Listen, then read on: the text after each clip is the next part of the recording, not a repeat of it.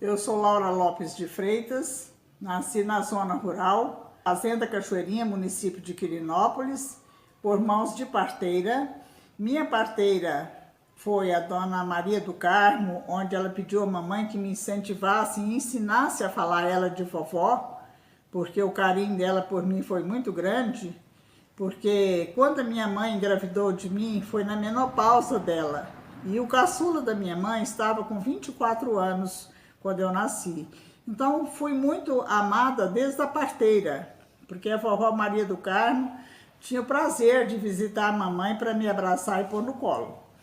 E eu vivi ali na fazenda até os meus 12 anos, né, de idade, onde lá eu aprendi os meus primeiros pontos de bordados, assim, já um pouco jovenzinha, pela minha mãe e minha irmã mais velha, a Altiva.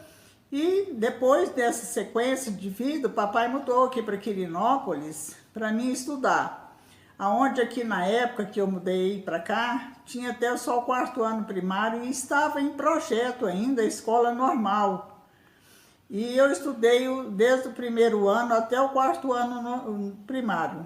Estudei o 1º ano com a professora Jalta, o 2º ano com a professora Ruth, o 3º e o 4ª série com a dona Genoveva.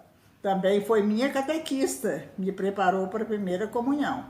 E a dona Genoveva era uma pessoa assim, muito formada, estudou em colégio de freira. Ela preparava a gente não só na aprendizagem da escola, do primário. Ela ensinou também, incentivava que a gente tinha que aprender a bordar, a ser alguma coisa, porque a gente ia ser dona de casa. Naquela época o objetivo era ser dona de casa. E ela me incentivou muito a continuar com os bordados. Ela incentivava muitas meninas ao aprendizado do bordado e da costura. E eu me apeguei muito ao bordado, porque eu já tinha um pouco do início do conhecimento através da minha mãe e da minha irmã. E chegando aqui em Quirinópolis, a dona Francisca, já eu fazendo o 4º ano primário, em 1960, a dona Francisca chegou aqui como conhecedora do bordado da máquina. Ela preparou as turmas para ensinar o bordado. E eu fui a 2ª turma, nossa turma, eu era da 2ª. E aprendi a bordar a máquina com a dona Francisca. E ela também conversava muito com a gente, que a moça tinha que aprender a bordar, porque para preparar o seu enxoval, porque na minha época não tinha enxovais pronto aqui, a gente tinha que fazer todo o enxoval. E eu, com aquele incentivo da dona Francisca, eu fiz todo o meu enxoval por minhas mãos, um adolescente, mas assim, uma adolescente madura, porque logo também, no mesmo ano, 1959, eu comecei a aprender a costurar, já costurava também. E foi aonde eu confeccionei todo o meu enxoval. E no decorrer da minha vida, eu não fiquei só por aí. Eu aprendendo a bordar, porque eu paguei para aprender. Era uma dona Francisca, tinha uma escola para ensinar. Como eu sempre tive um coração generoso, eu nunca cobrei para ensinar nada da minha sabedoria para ninguém. E eu ensinava aquelas meninas que tinham vontade de aprender a bordar, aprender a costurar, eu ensinava tudo voluntária. Então, eu tinha prazer daquilo ali. Em 1962, chegou os padres franciscanos aqui na paróquia, e eu já casada, porque eu me casei muito nova, e fiz o curso de catequese. E comecei a dar aula de catequese na paróquia, preparando as crianças para a primeira Eucaristia, preparando adultos para a Crisma e primeira Eucaristia também. Em 1968, nós criamos um clubinho ali no Instituto São José, que ainda existe o Instituto até hoje, o Clubinho da Família de Deus, porque Quirinópolis não tinha clube ainda.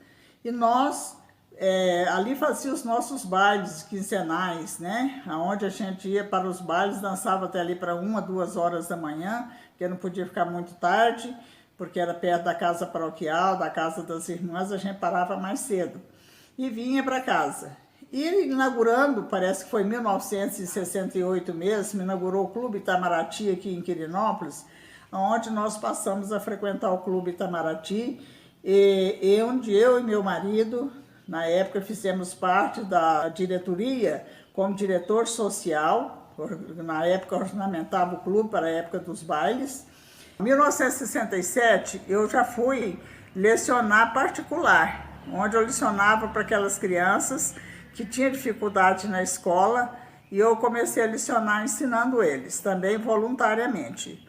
E logo em seguida eu passei a frequentar também os bailes na zona rural, que a gente ia muito, incentivava muito a quadrilha aqui no Instituto São José, no Clube Itamaraty, no Clube Eldorado, a gente incentivava a quadrilha, incentivava o catira, onde as pessoas dançavam o catira, né? Participei também em 1977, chegando aqui em Quirinópolis, Centro de Recuperação do Alcoólatra, o CEREA, onde eu fui a primeira secretária da entidade e frequento até hoje, que já está com 44 anos. Participei também como fundadora, na época da Secretaria da Educação, participei do museu, do início do museu aqui na cidade de Quirinópolis, como na Secretaria da Educação também. A gente incentivava as quadrilhas nas escolas, né, para as crianças se divertirem. Fui também presidente do CEREA, no Conselho Fiscal Nacional, do Conselho Fiscal do Centro de Recuperação do Alcoólatra do CEREA. Fui também presidente do Conselho Fiscal da Federação Goiana de CEREAs. Fui presidente do CEREA, Centro de Recuperação do Alcoólatra, aqui em Quirinópolis. E a minha trajetória continua. Eu participei também, fui uma criadora da Orquestra Raízes de Quirinópolis, José Henrique da Viola, onde eu tenho um carinho muito especial por essa orquestra, porque são pessoas mais idosas que nós resgatamos com essa criação da orquestra para participar das coisas, sentir um sentido da vida. E ainda na orquestra nós temos adolescentes também.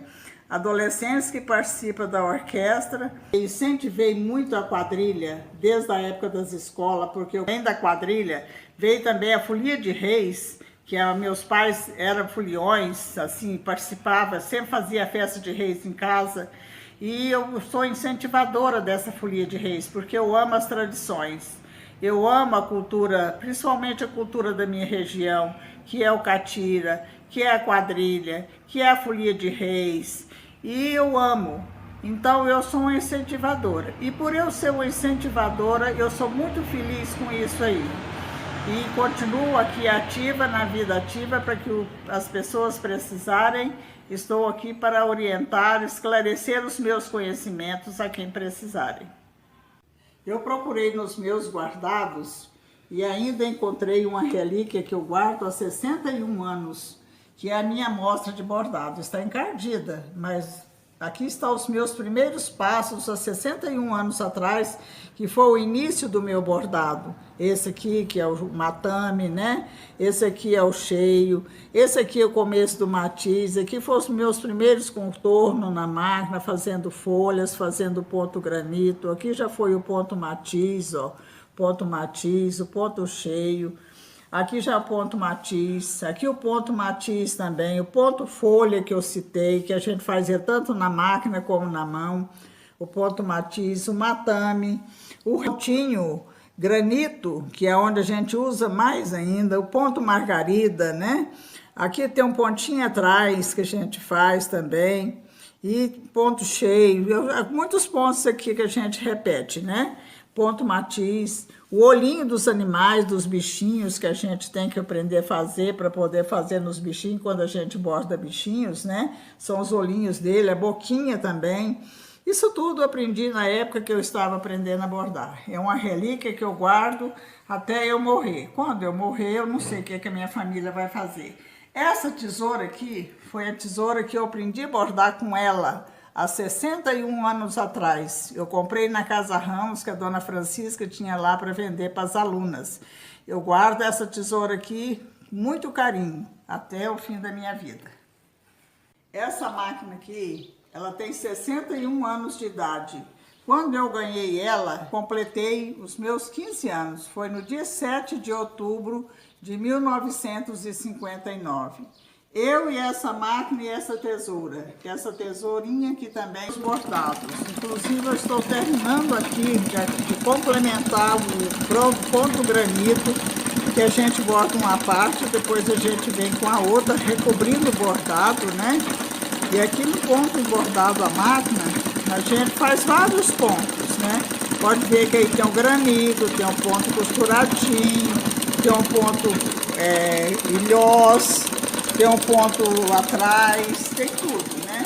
E essa máquina, eu sempre falo que se ela soubesse falar, ela tinha uma história da minha vida, porque desde os meus 15 anos ela é minha companheira. Ela, o meu bastidor, meus bordados e essa tesoura.